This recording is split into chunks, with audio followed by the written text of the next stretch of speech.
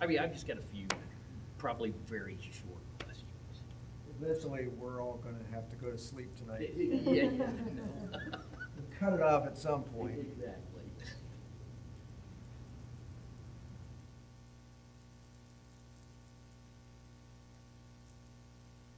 We'll do a little different tonight. We had anticipated way more questions last time and had kind of controls in place to make sure we weren't here all night. We're doing it different this time. We're gonna go ahead and answer all the questions first and then let you ask anything that's left over. Oh, okay. I figured that you'd probably present whatever first. Yeah, and then ask. you know, Westerville did that with the school district, and Westerville did that with the Harlan Township merger, and got real bad feedback both times, that it was just a presentation, and then they wanted you to email your questions in, and they'd email you the answer. Yeah. So we wanted to have a different format than that, because that was not going over well with the people showing up to the public forums. Yeah. So we said, well, we'll just go with questions, and I was prepared to answer 10 questions, and then when they didn't I get figured asked. some of my questions you might actually be talking about anyways, but. And then, you know, we got people that'll be watching at home, so they aren't allowed, they can't ask questions from home. We don't have a mechanism for that, so hopefully we'll answer their questions by going through this stuff. Sure. Yeah, I'll take one.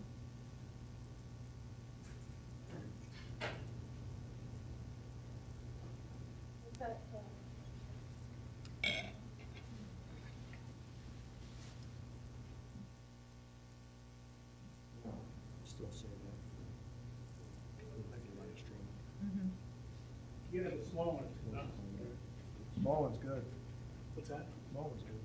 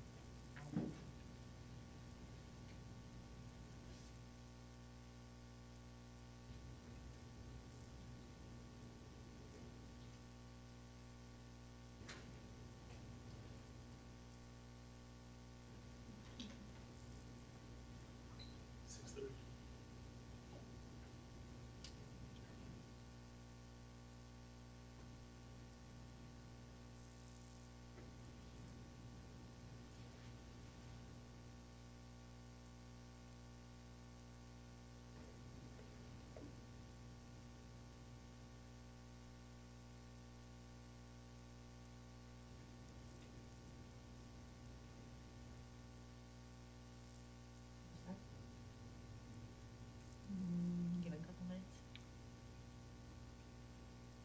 15 seconds.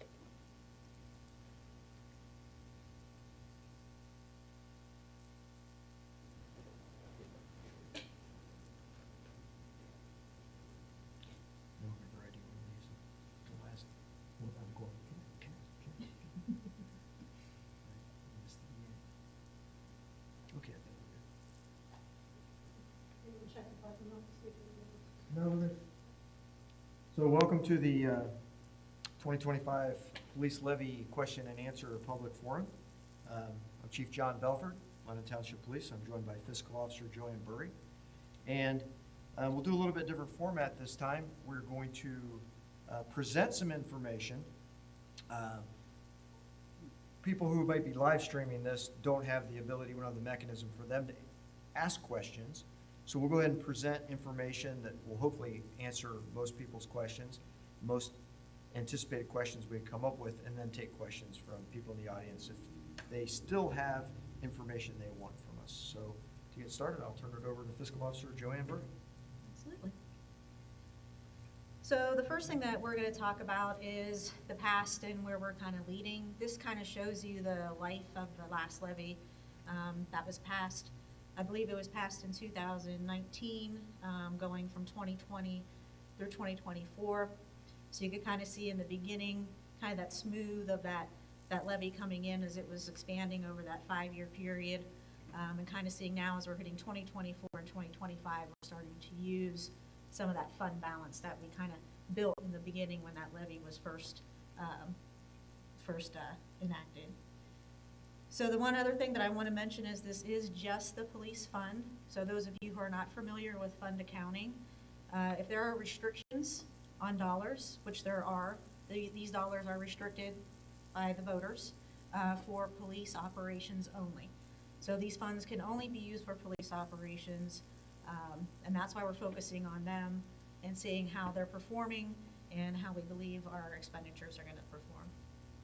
So this is kind of the graphical view of the past and what we're expecting for 2025. Looking at by the numbers, you can see in 2023 we're starting to use some of that balance, fund balance that we had built early on when the levy first started, a little bit more in 2024 and anticipating even more in 2025. Again, this is all voted millage. With voted millage, it does not increase when values are reassessed. There's something called a reduction factor that keeps these levies pretty much where they were intended to produce. This was intended to produce, I can't remember exactly this one, but with all the other levies, we're right about 2.5 million with all the voted levies for the police operations. So this is what we did to determine what kind of levy we needed, where we thought we were heading over the next 5 years. The reason why we use 5 years is once you go out past 5 years, things are a little bit more unpredictable and a little more uncertain. So we look at this in 5-year chunks to see how we're doing and how we think we're going to compare as we're going through the years.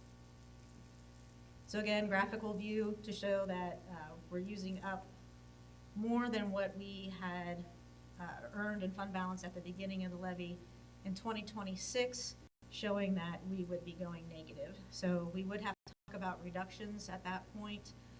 We looked at a range between 30 and 40% should the levy not pass, as far as what type of reductions we'd have to do.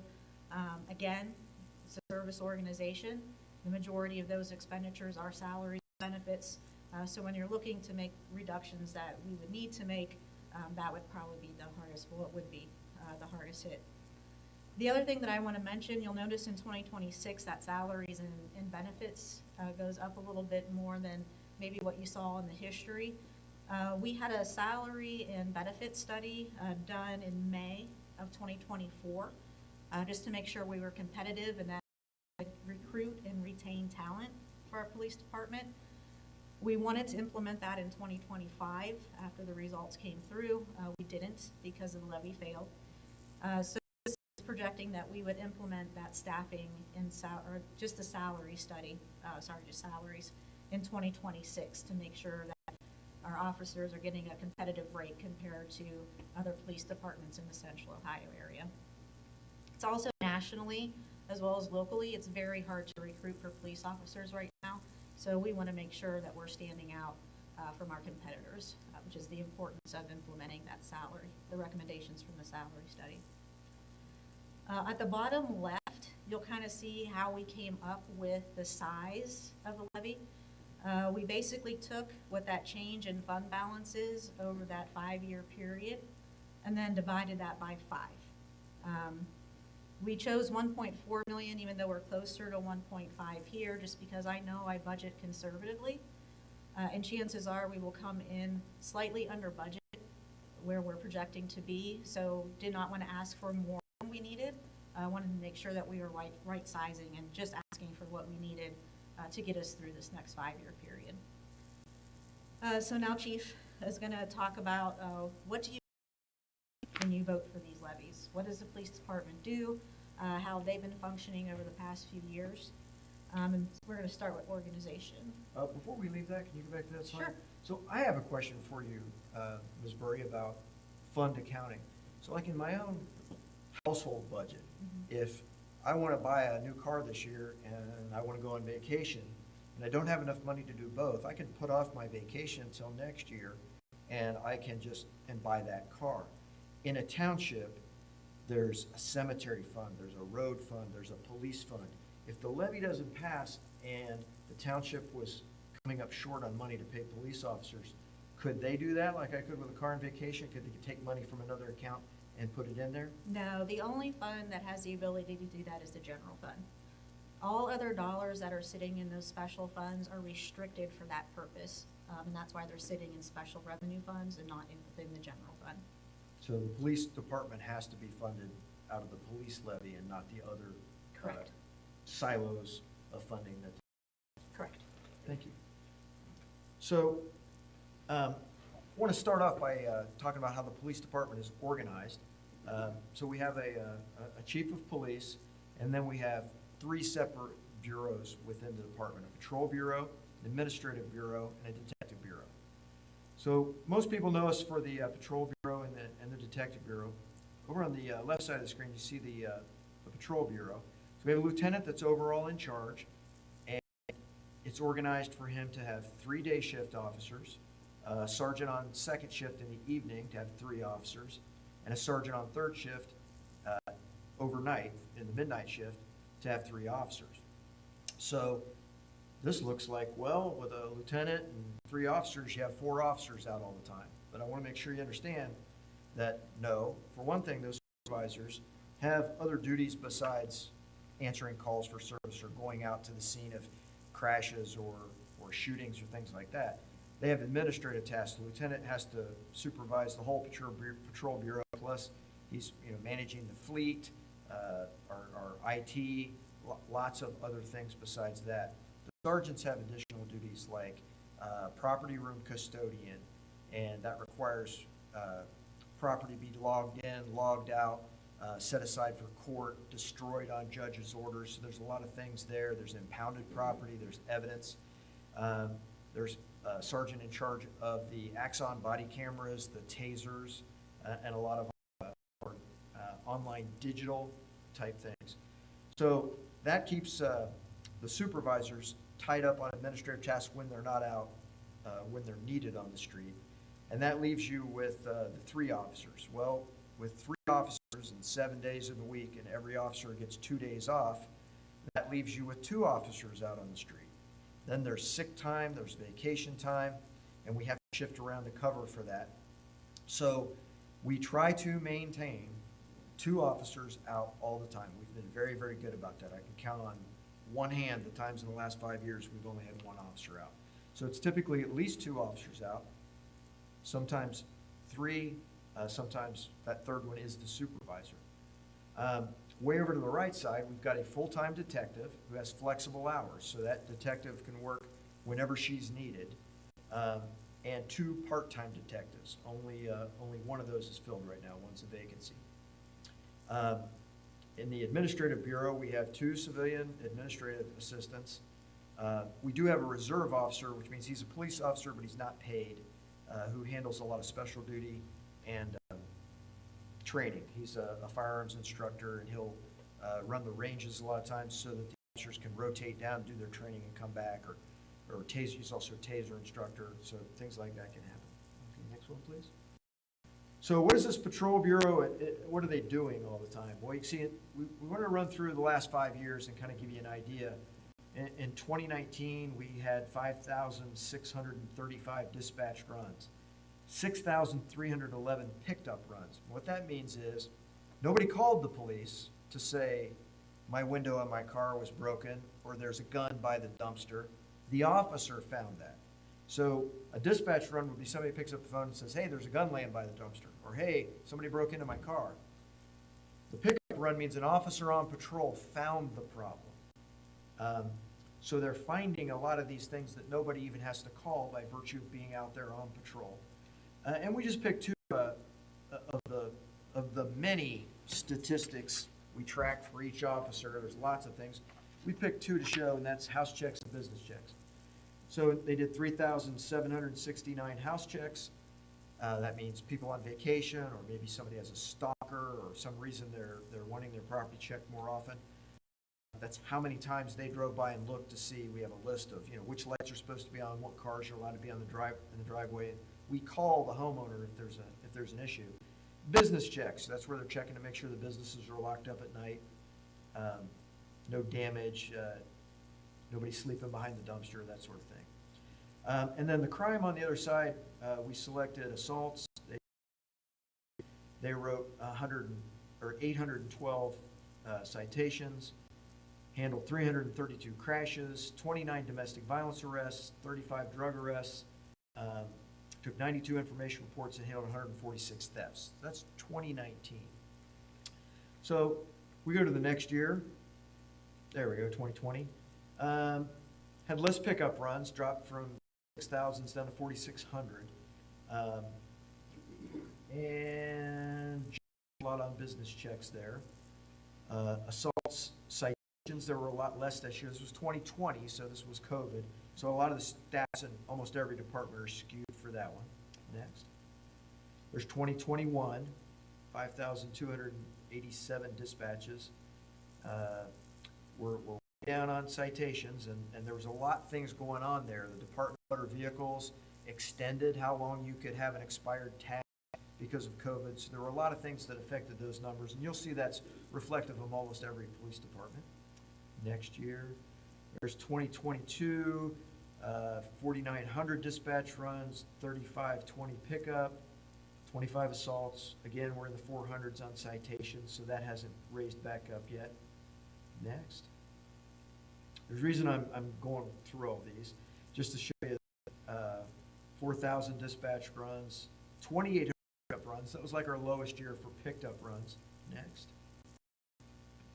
Look, the pickup runs jump back up to 3,000, 4,900 for dispatch runs. Still assaults are staying steady. Citations haven't come back up to pre-COVID yet. Domestic violence is staying about the same. Next. Okay, so that's what our patrol bureau is up to.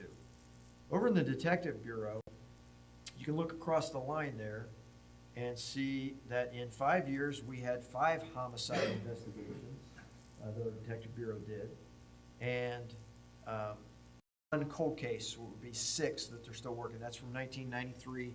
Our detectives still work every year with BCI and the cold case squad, and have an open homicide case from 1993 that we're still working. So that would be the 6th investigation, but 5 new investigations. So of the 5, all those are cleared except 1 current homicide in the 5-year period and the cold case. So out of 6 investigations, 4 were cleared. Burglaries, we had 46 over the 5-year period, 30 death scenes, 15 sexual assaults. Shots fired, we've broken those down into shots fired when someone is struck by a bullet. That's a felonious assault. We had 9. Shots fired where no one was hit. We had 16. So a lot of times people shoot at people and don't hit anybody. Robberies, we had 20 over the 5-year period. Kidnappings, 2. Stolen vehicles, 159. There's felony thefts, fatal overdoses, felonious assaults. And firearms recovered out of crimes. So that a lot of times that's stolen cars, where we'll recover a stolen car, and there'll be a stolen firearm in the car, but quite often it didn't belong to the person who owned the car. So someone with a stolen firearm stole a car and left it in the car. Or that would be a stolen firearm recovered out of some other investigation. That's what our detective bureau is doing. Those are the major crimes. And that shows you how firearms recovered out of crimes is a pretty steady state over the last 5 years. Stolen vehicles spiked after COVID. It's on the way down. It's still not back to COVID and pre-COVID levels, but we're hoping the trend continues down on stolen vehicles. And a lot of that is because Hyundai and Kia changed their ignition systems, so they're no longer able to be hot-wired, and that a lot of people started using the clubs to lock up their car. Felony thefts, that's what Patrol Bureau is taking reports on and Detective Bureau is following up on. And shots fired with no injuries. That we were on our way down there, but we're on our way back up. That's troubling. So, what's the point of showing you all that is to look at this police levy. So, if the levy does not pass, if it passes, we should be steady state with the same amount of staffing, the same amount of pickup runs. But to give you an idea, a 40% reduction in staff would have some effects. And again, we picked a few to show you. So if you take all those dispatch runs, that means every year it's an average of almost 500 runs per officer that they're handling. But if we reduced our officer staff by 40%, that would mean each officer would be taking an average of 800 dispatch runs a year. So dispatch runs per officer would go up with less staffing. We would anticipate that pickup runs where the officer finds the thing with less officers out there would go down. It might go down more than 40% because the officer is out doing more calls, handling more calls, spending more time on those, less time on a patrol activity. But with a 40% reduction, that would drop from the average being 40,000, which it is over the 5-year period now, to dropping down to around 2433 pickup runs. They would be doing less house checks per officer and less business checks. Excuse me, I got that backwards. So they would have to do a whole lot more to get the same number per officer with less officers.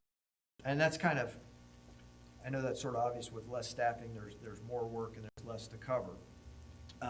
Those are what the numbers kind of show. But what we don't have good stats on, it would take a pretty good study to crunch this, would be response times. So we would expect response times to go up. With less staffing, you also have an environment, especially in central Ohio, where almost all departments have trouble recruiting right now. They have trouble hanging on to officers, and they've all offered lateral transfers.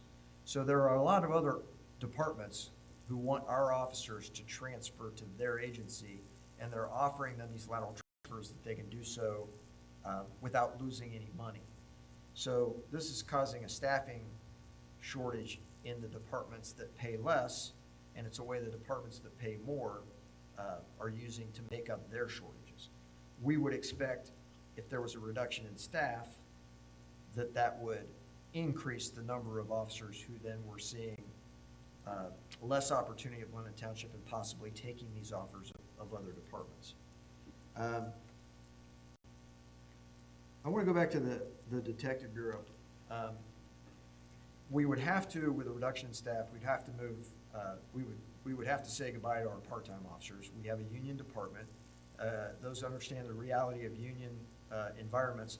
We can't continue to pay part-time officers if we are laying off full-time union officers. So we would have to do everything we could to try to, budget for, get the money to have as many union full-time officers as we can. So we'd lose all our part-time officers. That's our part-time detectives. Our full-time detective, we would have to move over to patrol. That means we would not have a detective bureau. We would be like the township police departments that don't, which means they only do patrol, and anything that requires follow-up gets sent over to the county sheriff's office for the county sheriff's detective bureau to handle. The situation then becomes cases are prioritized by what's the most important thing in Franklin County. Right now, there's a pretty big crime surge in Zone 4 down southeast, and Zone 3 southeast. That's where the county's priorities are right now. Zone 2 and Zone 1 are quieter. Without a detective bureau, which our detective bureau prioritizes what's the most important case in Blendon Township, the prioritization would go to what's the most important case in Franklin County. So that I think would be a significant difference. One example of that would be the recent vandalisms and thefts of flags and yard signs. What I've always explained to people is Blendon Township is in the sweet spot of resources versus crime. We have enough crime, as I just showed you, to justify having a detective bureau, but not so much that it's completely overwhelmed. We have been strained to the breaking point on homicides, but we've had a clearance rate that's above the national average. So we're not to the point where it's impacting negatively on the cases. And BCI helps us with those cases with crime scene support, and if we need investigator support, like in the cold case squad, we get investigators too. which that's being provided by your state tax dollars, which have the Bureau of Criminal Investigation to flex those resources to smaller departments. The recent vandalisms to cars and thefts of flags and yard signs, we were not so overwhelmed that we couldn't put detective resources against that and do all the things that we do with analyzing flock cameras, with using crime analysis from highway patrol, with looking at having officers and detectives look at a lot of video, and we were able to clear that case and file charges in that particular case. Another one comes to mind is we had a shooting on McCasser years back where a gentleman was threatening someone who lived in a house on McCasser, and when the guy wouldn't come out of the house, he fired a couple of shots. Well, he struck a house down the street and a car down the street. So our detective bureau began follow-up on that. Turned out the person who fired the shots was brought in out of Virginia by some friends who had a disagreement with this guy in McCasser. He went back to Virginia. Our detective bureau developed some leads. They served a search warrant down in Columbus. That got him information to get another search warrant in Columbus, and that got him the information to make the arrest on the guy in Virginia, and he was extradited back. And because McCasser was close, the house was close enough within 1,000 feet of the school, he got 8 years in prison. An interesting anecdote to that is when our officers were serving the first search warrant, it was down in Columbus, and the Columbus officers came along for backup, and they said, "Who got shot? How bad are they? Are they going to live?" And our officers and detectives said, "Well, nobody got shot." He said, "Nobody got shot, and you guys are serving a search warrant?" "Yeah, and we're doing another one." "You're doing 2 search warrants out of a case where nobody got shot." "Well, a house and a car got shot." He goes, "Well, that's not what would happen down here," and we know. That's not anything to disparage Columbus. They just have, a lot more crime, 650,000 people, 2,000 officers, but their resources are strained pretty thin, so they can't commit resources like that. If we were a little bit smaller or less funded, we wouldn't have those resources. If we had a lot more crime, we wouldn't be able to commit those kind of resources to those cases. But we are in what I call the sweet spot of resources versus crime. We've got the balance point right now, and giving 2 versions of this. With the levy passing, we would be able to continue services in that balance point. However, if the levy does not pass, we will have to make cuts, and we can anticipate that we would not be able to give that same level of service to 2 cases I just illustrated. So that's kind of the effect of the budget and the fiscal office and the operational effects that I wanted to present to you. And Take questions. anything else? Do we got questions? I thought I was the only one, so. Do I stand at the podium? You can if you'd like. So thank you for having this. Meetings. I'm Steve Hostetter, 4135 Blue Bonnet Court. So tying in kind of with the graphs and the patrol, I noticed a lot of those pie charts for the business checks. And I'm assuming, is that just driving through the parking lots, driving around the back alleys, just making sure everything looks normal? It can be shining a light on the back door, writing down the address, what time you checked it.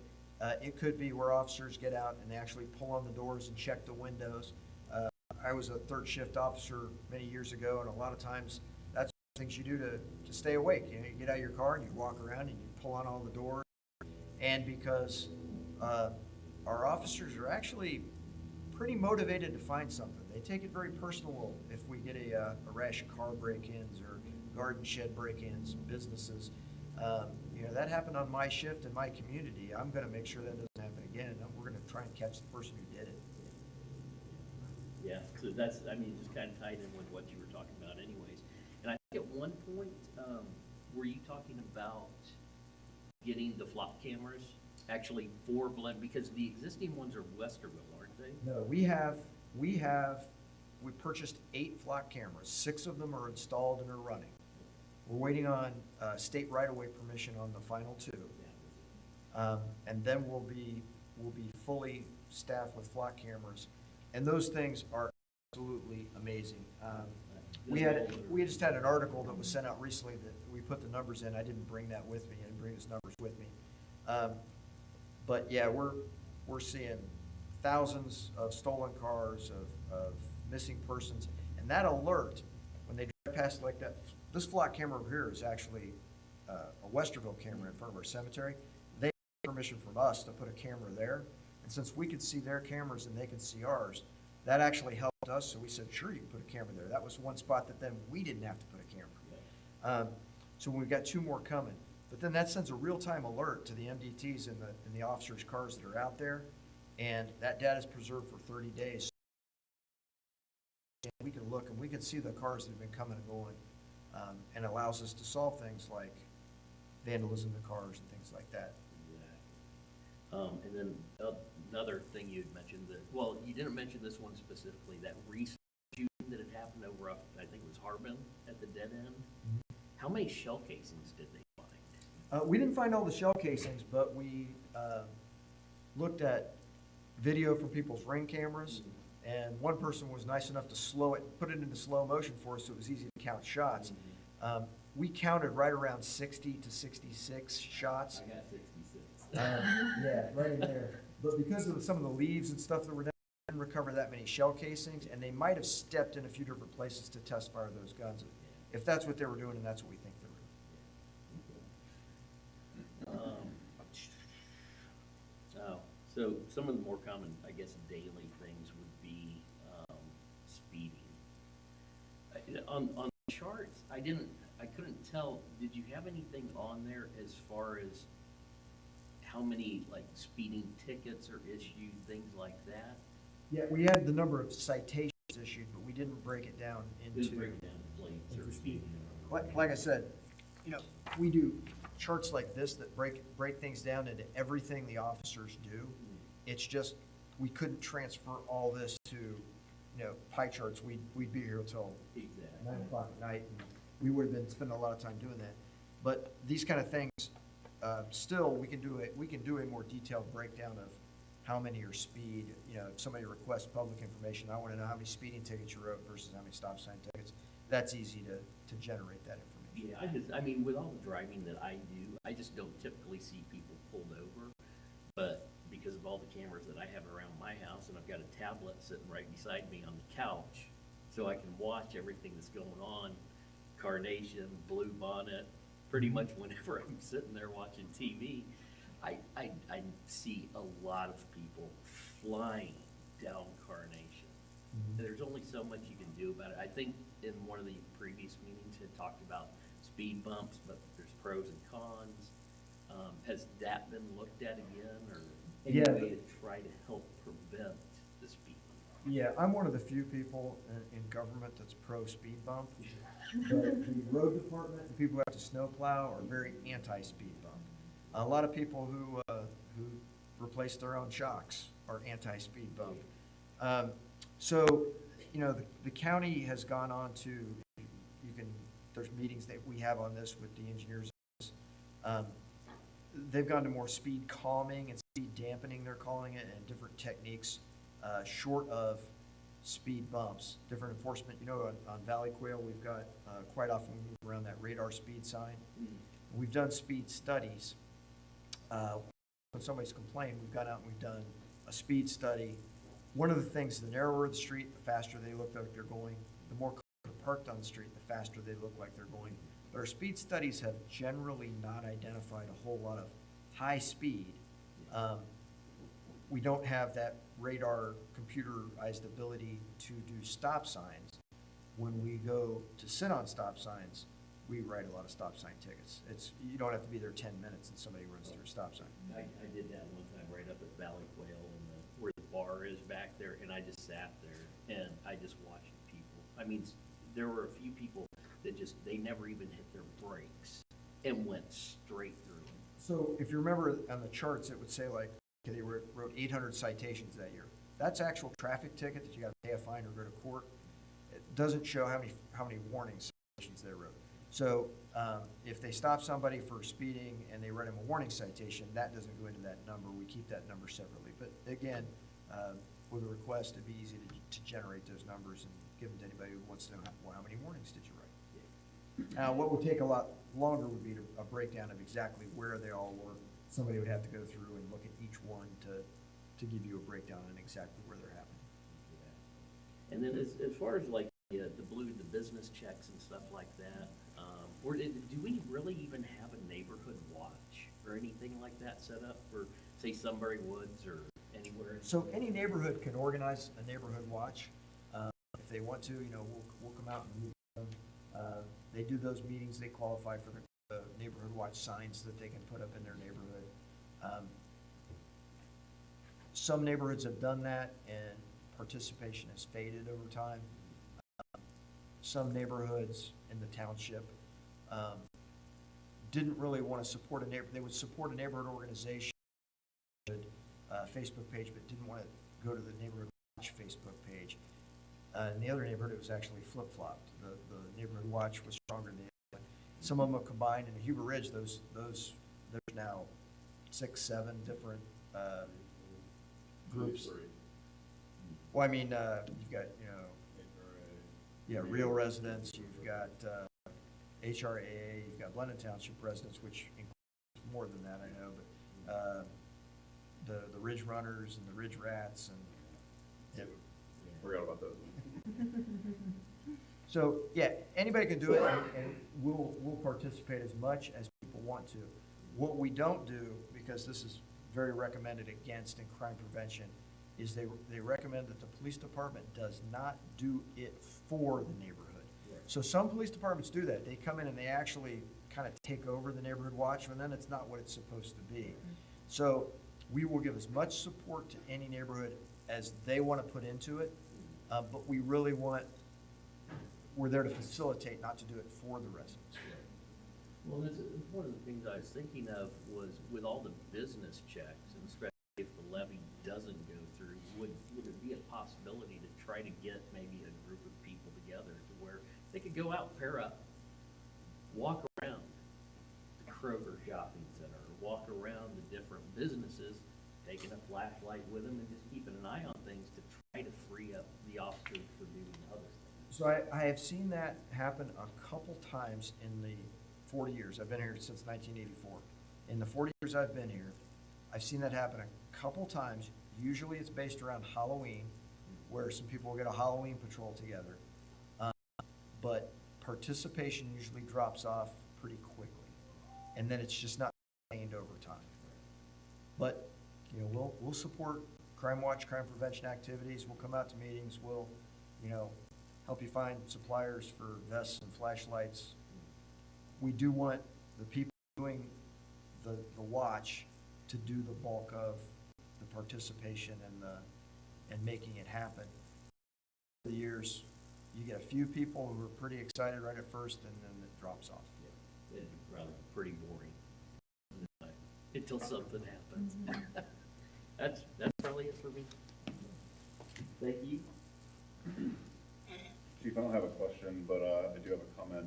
Can you speak to if there had to be a reduction, what kind of expectation there would be for actually hiring officers if down the road then there were a levy that, like, what would that look like? How long does that extend hurting the area? I know it's tough to guess, but I mean, if you have to reduce by 40%, how long does it take right now to hire an officer? Yeah, it's highly competitive for the police departments. Our applications are down more than 50%, so we don't have as many people to pick from. They have a lot more departments to join and a lot more departments competing for them. And then the additional thing of, if you start losing officers, do more officers then start taking lateral transfers, and it becomes a downward spiral you kind of can't get out of. So what would happen is, if the levy wouldn't pass, I would make recommendations, the fiscal officer would make recommendations. So I would make operational